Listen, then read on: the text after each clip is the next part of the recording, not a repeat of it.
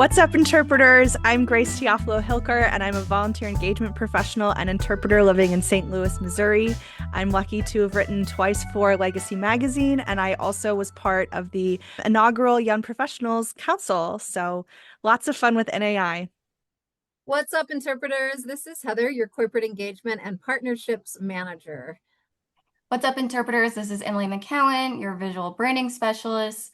Grace, thanks for joining us again today. We're so excited to talk about your upcoming legacy article, Campfire Talks and Campfire S'mores, Food as an Interpretive Tool with National Park Concessionaires. For those who haven't read it yet, can you talk a little bit about what inspired you to talk about this topic? Yeah, so this is an adaptation of my master's portfolio paper, which is like a version of a thesis.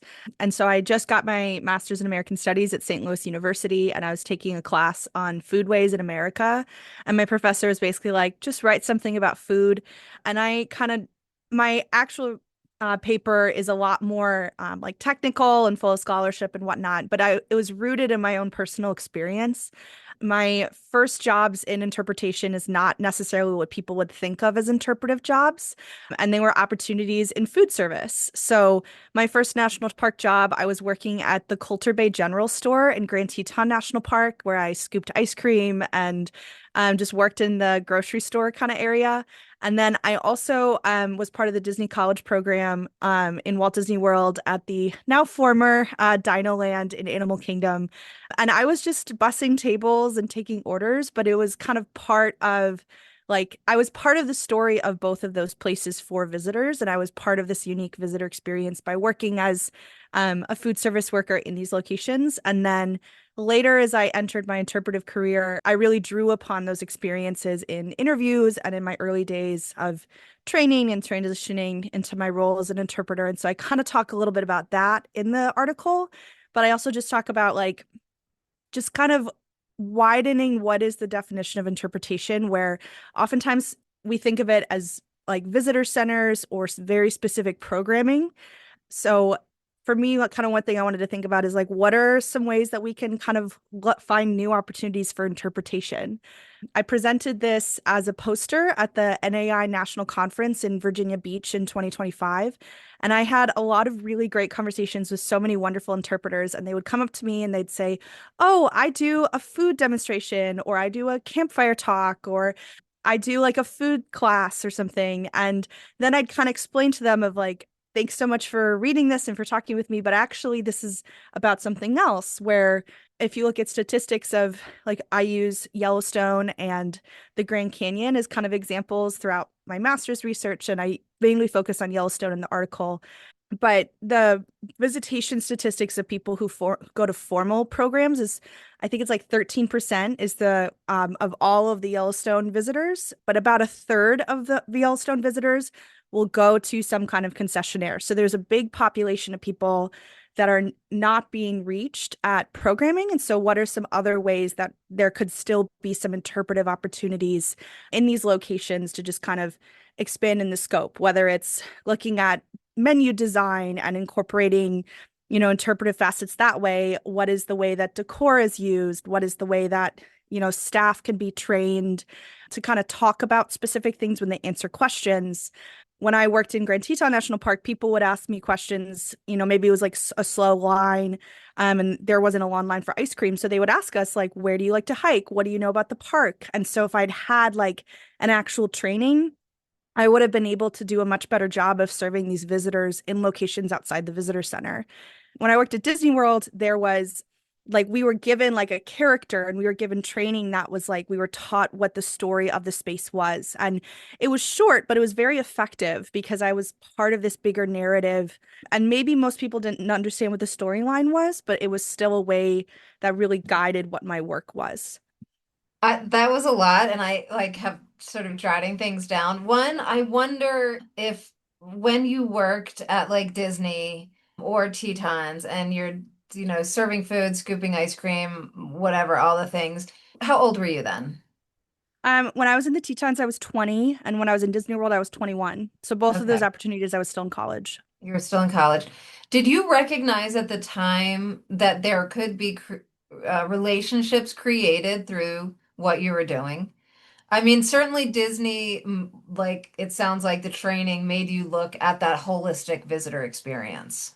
But were you like, I'm just wondering if you were the kind of person who just like realized that in any of that you could create like relatable experiences, and maybe at the time you didn't know it was interpretation, and that was another question, like when did interpretation come into the fold? But did you recognize at the time that those experiences could also be pretty relevant in people's lives or even just in that tourism experience? Yeah, I did not know what interpretation was until a couple years ago. Got my start as a museum educator. So I gave tours at the Wisconsin Historical Museum in college. And so I had just started doing that before I went to Grand Teton my sophomore year.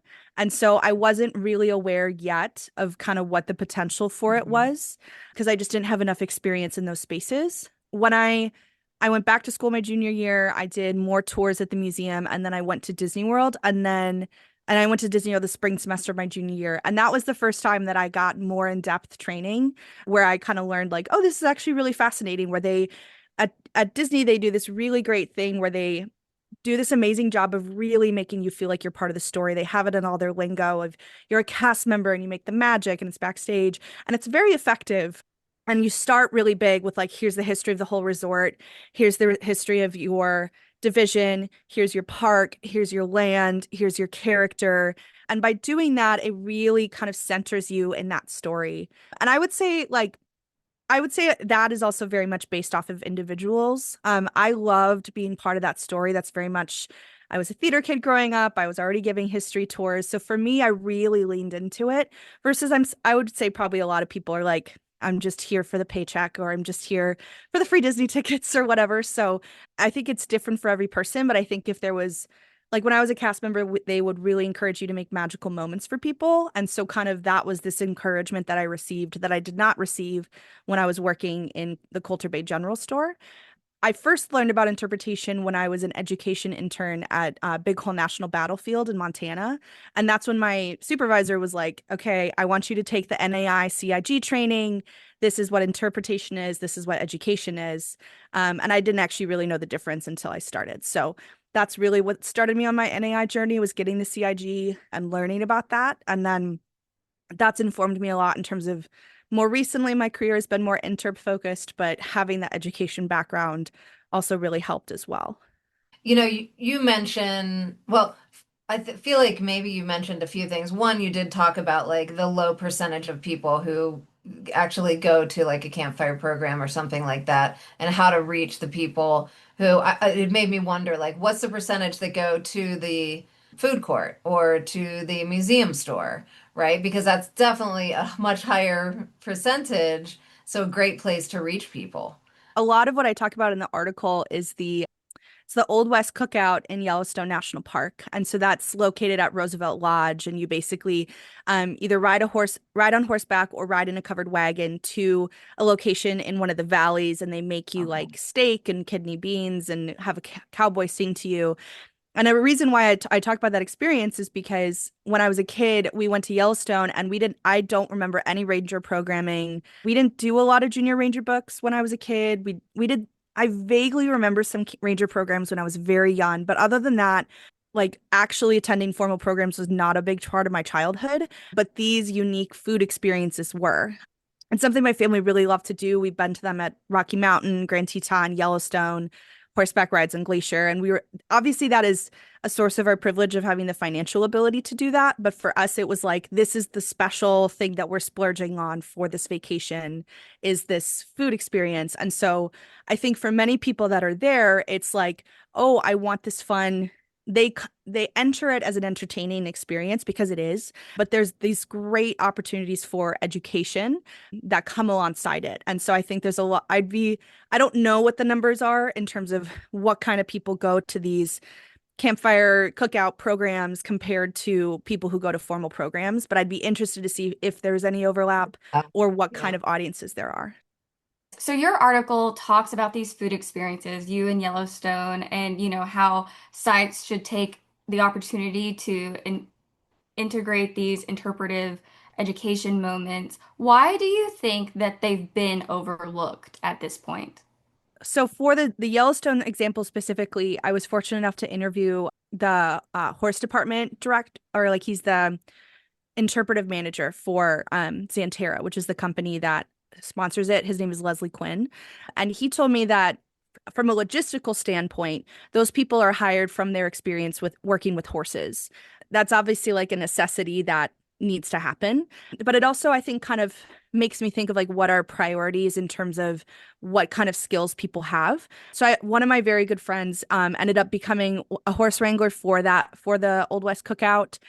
She herself is like, as a person, like loves talking with people. And so she grew up with a horse background and just so happened to be great with people. And so she did an excellent job kind of straddling both of those worlds. But she told me when I was writing my paper originally was that she knew plenty of people who were there for the horses and not for the people. And I am definitely going to not remember the title of it, but I saw a really great talk at the St. Augustine NAI conference in 2024, where they talked about co-managed programs where it was, I'm going to say it's the Atlanta Zoo, but I'm definitely going to get this wrong. But basically what they talked about is they had people who were there to focus on the animals, and then they had interpreters alongside them who focused on the people. And I thought that was a really interesting co-managed program where then the zookeepers could focus on, I think it was like a penguin experience, and then the interpreters could create an experience and keep it relevant to people's lives. So then that also freed the zookeeper up to be able to work with the penguins. And so, I obviously do not have the power to be able to convince the interior to do anything, but it's more of, just kind of something to think about in terms of ways we can learn from other programs that exist, of like what would benefits be of ensuring that the people that do talk to the public at these horseback riding programs have a little bit more training in interpretive techniques. And so they focus more on the interpretation so other people can rightfully focus on the horses. So it's kind of stuff like that I think for me, it's like, how can you kind of take this back to your own program? What are some ways that you can learn from others in the industry and kind of go from there? We have the CIH, right? The Certificate of Interpretive Hosting. That's kind of made for not maybe necessarily the folks who take care of the horses, although maybe, but people who are interacting with the public at these facilities who are not doing programming, right? That's not their focus, but you're teaching them some interpretive skills in order to be able to just communicate better, because a lot of times those folks know more about the site than anyone, the maintenance people, the ticket takers, the folks in the food courts or the or the stores, gift shops. Do you think, I feel like this is more focused on the food being like a big part of the program. So you were talking about like taking the horse and buggy into this barbecue or whatever it ended up being. I mean, do you think you can have the same kind of impact if you just not the same kind of impact, but I feel like an equally memorable one if you are going into a food court with local food and the people know about the food. Do you know what I'm saying? Like it maybe doesn't even have to be like as big as a program in order to reach people in an interpretive way. Yeah, there's a lot of really interesting scholarship about using like very intentional food choices. And so when it comes to looking at especially the concessionaires that operate these lodges, they're major companies, they source food from all over the place. And so oftentimes that food is brought in on trucks from elsewhere and it's kind of made in a way that like prioritizes quick production, I guess. Just because logistically you have to accept that like a food court's going to have a lot of people. So how do you kind of balance that? The Smithsonian in DC has like in the National Museum of American Indian, they have like food dishes that like tell a story. So like they use specific ingredients that match with their exhibits and match with various indigenous tribes that are partnered with the museum. And so think kind of the opportunities that could happen from there of that. Yes, of course we eat like steak and beans. We think of that as like a cowboy treat and stuff, but more of, what are some indigenous foods that are local to like specifically Yellowstone or many of the very big parks that are still actively partnering with all these native tribes. And, whether it's bringing in indigenous chefs to consult on menus, using the menus to be like, these are, even if it's just something like decoratively added to the margins of like, this is why we have fry bread or huckleberry or a wide variety of foods that, could be consulted upon by indigenous chefs where like you don't have time to attend a program, you're just here to order the food. One person I cite, her name is Nina Simon, and so she wrote the Participatory Museum, and so she talks about how when you actually participate in the act of ordering food, saying the words out loud, even if it's a very basic act of just, I'm just here to eat my lunch, you're still engaging with that material. And then maybe you remember that ingredient later and then learn more about why you're eating that specific food. And then Michelle Moon, who's a food interpretive specialist, she also talks about how food evokes memory and that there's different ways that by you eating the food, you engage with the story more. And so, yeah, I think it's the balance of like, you obviously need to have like pizza and chicken tenders. And for people who are, maybe they just got off the hiking trail and they're starving and they just want to eat. But also, could you open up a booth or a cafe that is very intentional with the food choices that they offer, that provides an educational experience, even if it's just, this is what I see on the menu, this is what I see when I order. Yeah, and I mean, sometimes it might just have to be how it affects the bottom line too, right? If you're getting people back, I mean, that whole experience will help, I think, retention in your visitors, I would think. If you have a killer restaurant, some people might just come for the restaurant. Hmm. I'm gonna go back a little bit. But I thought it was so funny when you were talking about being embarrassed at 13, this whole experience, like your mom wanting you to drink water and the butt pack and everything. Yeah, And then you go to the cookout and you sort of realize, what this is, the food interpretation, and then going to Disney and you working as, scooping ice cream, doing the food interpretation. How did it feel after you took your CIG and sort of realized like this aha moment of what this has all been? that's a really good question. I think for me, I was able to write this article because of my grad program. And that's the thing that I love about American Studies is that everyone has their very niche interests and that our professors in our department are like, go for it. So I got to do a lot of really fun research on national parks and Disney and kind of talking about it in context of the American experience. And so I think for me, it was one of the, like when I was writing the legacy article specifically, like I remember sitting down and being like, okay, how do I take this very dense 50-page article I wrote for my grad program and translate it in a way that actually makes sense for somebody who's picking up a magazine? And I turned in my first draft. And then at one point, Lucian Meadows, the managing editor, he was like, can you come up, like, kind of have a better start to this article? And he was like, it's great, but kind of like hook me in a little bit more. And then I kind of thought about like when I was writing my master's thesis, like I was allowed to use my personal experience to inform my work, but I could not make it too personal. And for this situation, I'm like, this is the opportunity where I can really reflect back upon it.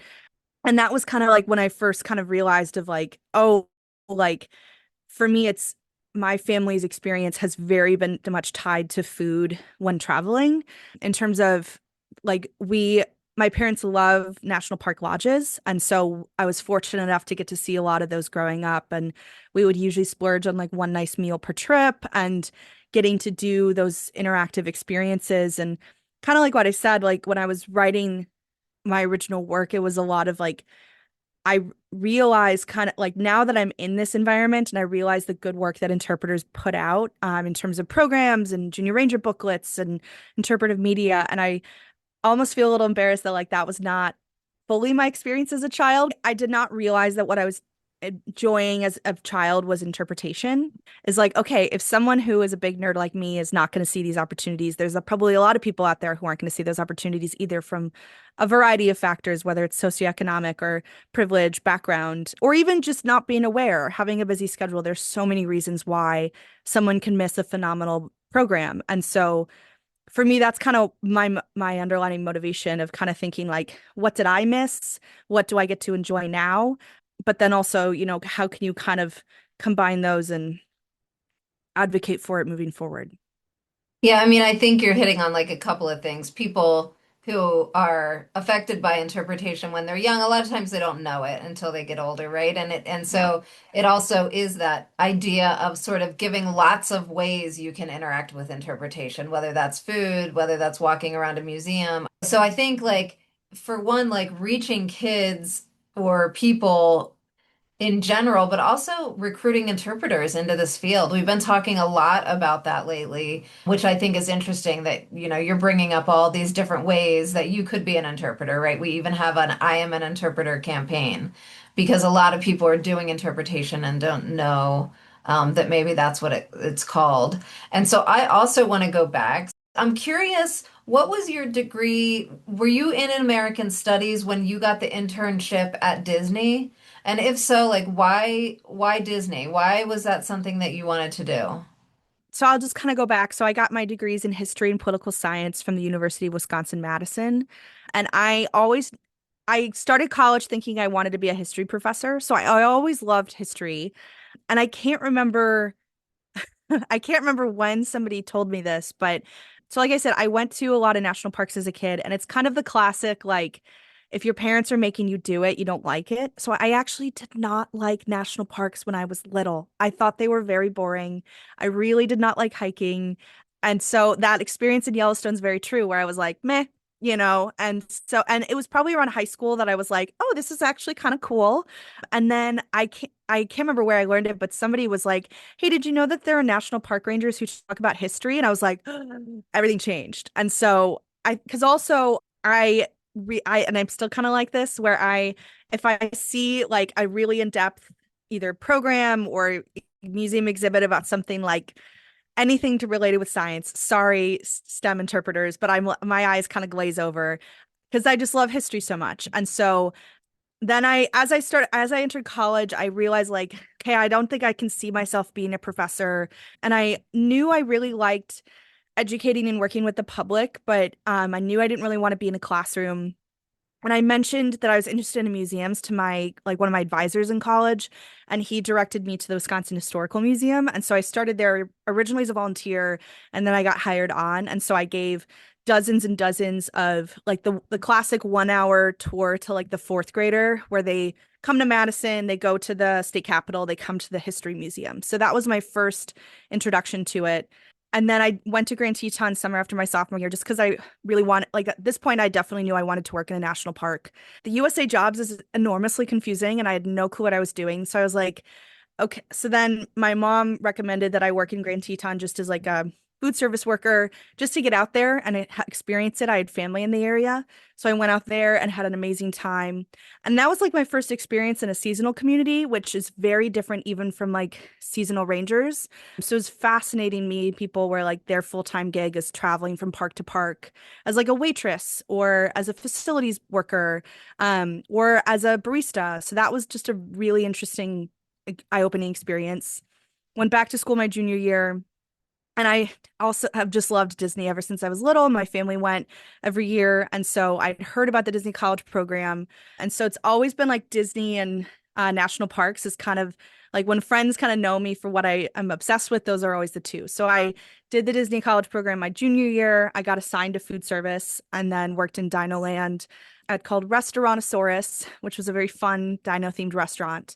Went back to school, graduated with my degree, and then I went to China for a year and taught English with Disney English, and then lasted about until COVID, where then I got laid off, and then came back to the States. I did AmeriCorps for a year. It was the National Civilian Community Corps, and I did that to kind of get my foot back into the door of like civil service and entering, like kind of figure out how to apply for park ranger jobs. I got the position at Big Hole as a Student Conservation Association intern. And so I was there for 6 months. That's where I got my CIG.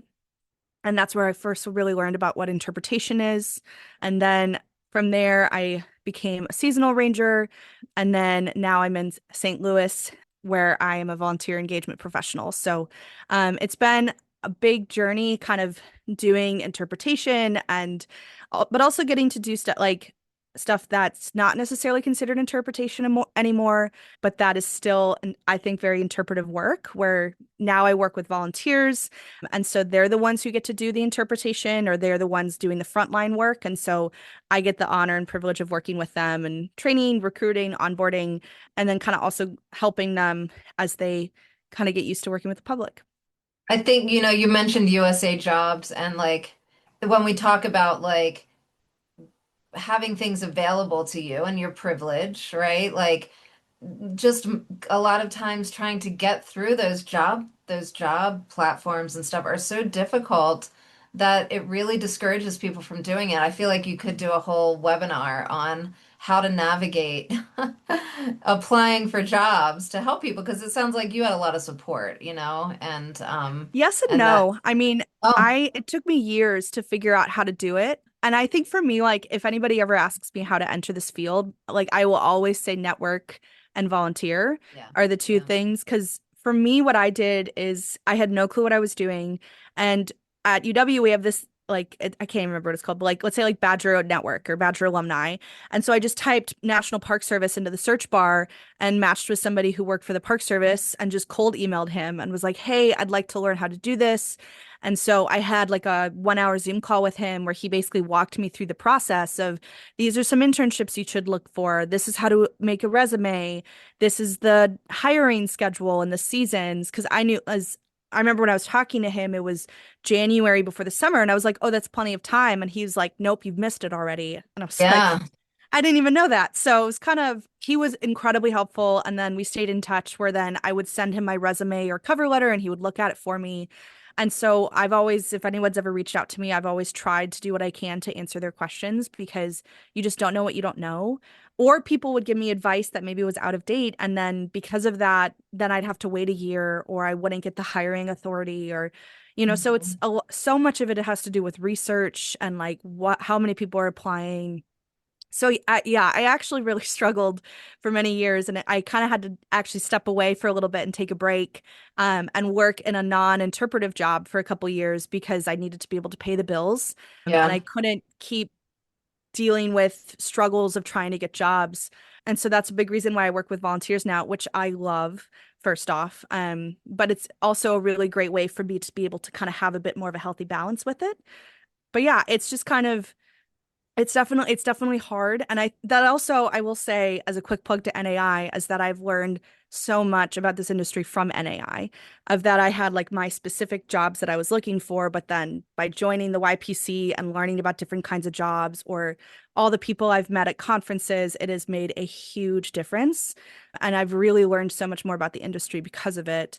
And that's definitely something that I wish I knew more of, especially when I was like a senior about to graduate college. Yeah, and we'll have to talk to you more. I mean, we really are like today I have a meeting with somebody about our college, university, and academics section to try to figure out how to reach more people when they're young. But also the networking is so important, Grace, like you mentioned. Like we do the SCA V Fair, their big job fair. And so just like ha creating a network in this field is so important if you want to stay in it and have it as your profession for sure. When I worked at if this is for like anyone young trying to enter the field, like my biggest piece of advice is to do informational interviews. When I worked at Big Hole, like it would get really slow over the winter, so I was lucky enough that I had the time to do it. And I would, let's say I was on a webinar with somebody and I talked with them in a breakout room, I'd email them afterwards and I'd say, "Hey, can I learn about your career?" And it sounds silly, but people love to talk about themselves. And so, I'd come in to a Zoom call with my list of questions, and people would talk to me for an hour about like what their jobs were, what they learned in this. Like these were all NPS people at the time, but like, people from other areas or interest areas. And then when I was applying, that really helped me because people could answer my questions from across the service or from different kinds of parks. And so, yeah, I just like, you'd be amazed by how, like, obviously not everyone's going to respond to you, but you'd be amazed by how helpful it is to just kind of cold email and see where that gets you. Because that was extremely beneficial for me when I was first getting started. I have a bigger question, because you sort of talk about this a little bit, how interpretation is evolving. How do you see interpretation changing for the next generation of park visitors? I think putting up notices on like a campground board or like a visitor center entrance is not going to cut it anymore. And I think it's also, and I think that's a big thing, whether it's social media, and trying to kind of control the narrative, but also use social media to your advantage. Like there's a lot of really great interpreters out there who talk about, like, there's several people I follow who talk about different like history or like podcasts, like this one. But also like there's some really fantastic podcasts out there that like I know so much about Glacier National Park now from their Headwaters podcast. Like I think doing that. And then also trying to create stuff that's more interactive. And that's something that I like my default setting is the sage on the stage kind of person. And so I even have to force myself to be like, okay, you need to do more interactive stuff, but that changes everything. The best programs I've been to were ones that didn't even feel like programs at all. I was lucky enough last summer to hike across the Grand Canyon and I got to stay at Phantom Ranch at the bottom. And people had no cell service because we were all down there. So we no people didn't have anything else better to do. So everybody came to the ranger programs and one program was bingo and the other one was trivia, but it was like you had to find the salamander and the bush and the specific kind of tree. And we were learning so much about the canyon from trivia and from bingo. And it was like a very specific audience of people where it's like, okay, we're all stuck here and we have nothing better to do. And it became this great community thing where I got to join a trivia team with two guys from Arizona. And I learned so much. Like I definitely would not have remembered any of the layers of the Grand Canyon if it hadn't been for the trivia game we played. It was after dinner, so people were looking for something a little bit more light anyways. And so stuff like that where it's, what are ways to kind of keep it engaging and interactive? So yeah, so I'm very interested to kind of see what happens with interpretation in the future. And I think there's also like a lot of really great technology that I've seen too, whether it's like I can't remember if it's technically called Fort Yellowstone, but it's at Mammoth Hot Springs in Yellowstone, and you can take your phone and like have like look at what it looked like back in the 1800s when it was Fort Yellowstone, and kind of have the past and present collide in the same moment. Or you can use your phone for different things like geocaching or something. And I think there's a lot of really great interpreters out there who are doing programs like these, but it feels still a little bit like the exception. And so but I do know that that is kind of where the tides are turning. And I've learned a lot from a lot of colleagues in this field and have seen all the really great work that they've been doing. And so I think that's really the way is kind of intentional recruitment and bringing people to your spaces first rather than just kind of hoping that they show up, whether it's social media or advertising or partnering with organizations in your community or in your region who can do the advertising for you. Because I know like federally they can't advertise for themselves, whether it's relying on your friend's organization or your partner organization, whether it's co-management, just any of that in terms of working with other organizations and stuff within your community. So yeah, so there's I read a book a couple years called The Anarchist Guide to Historic Houses. And it was like just like a how-to it's a clickbait title, but it really was like you can't expect people to just come to your historic house anymore. What are things you can do to encourage people to come? How can you partner with the community? How can you kind of modernize the interpretive techniques of your 18th century home, for example? So yeah, so I think there's a lot of really good work out there, and I am just very intrigued to see where it's going. I have one more question because I want to end on a fun note.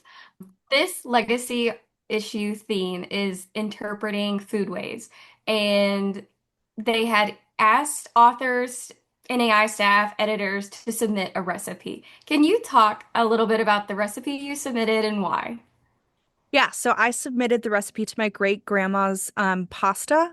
So it is our favorite dish in my family. So my maiden name's Teofilo. So it's my great grandma was Italian, and it's this chuck roast meat pasta that takes like 3 hours to simmer on the stove, and it just feeds so many people. And so it's always my favorite dish at like birthdays. My parents made it for when they were meeting their future in-laws, when kind of like it's that kind of pasta. The rule is that everybody has to wear big white bibs when they eat it, like the ones that wrap around your neck.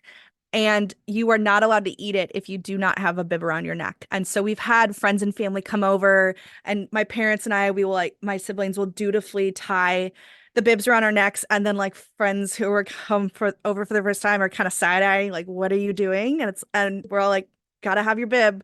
It was just something my great grandma was like, nope, you're not eating without it. So, and it's a messy sauce. So it is genuinely helpful to have that. But yeah, that's kind of one of those, you put it on the stove, let it simmer, open a bottle of wine. So yeah, so that's my family's recipe. That sounds delicious. Mine was chicken and dumplings. Grace, thank you so much. I'm also so excited to try this recipe. Is there anything else that you want to let us know or end on? Yeah, I was thinking about this earlier. I feel like, have you guys ever seen Ratatouille? Mhm. Hmm. Okay, so in Ratatouille, the saying from Chef Cousteau is he says that anyone can cook.